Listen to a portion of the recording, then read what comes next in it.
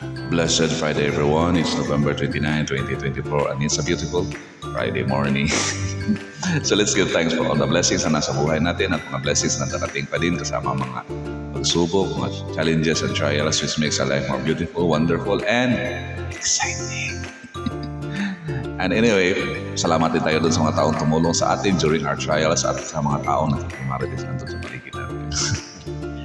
Shout out doon kina Glenda, Glenda Snow, and Pucci, na Margie Quinn, Cecil Boris, Mama Lul, Nancy Grepens, Luis and Susan, Jordan and Judith Sasil, CJ Almindras, Gilbert Ramirez, Master Kiko, Manso Inario, Fernando Dandoy, and Joey Moreno, kina Idol Robbie Cortez, Tima David, Angie Sarmiento, Elizabeth Guevara, Babel Andres, Inde Araso, Eli Magla, and kay Eds My Loves, and then sa lahat ng members ng The Order of the Nine Gates.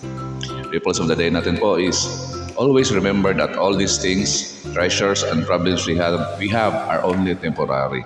Yun. These joys, happiness, and sadness we feel shall pass. And acceptance of such shall lessen the burden on our shoulders. Keep that in mind po. Thank you for following, liking, sharing, and subscribing to these videos. Good morning and have a blessed Friday, everyone.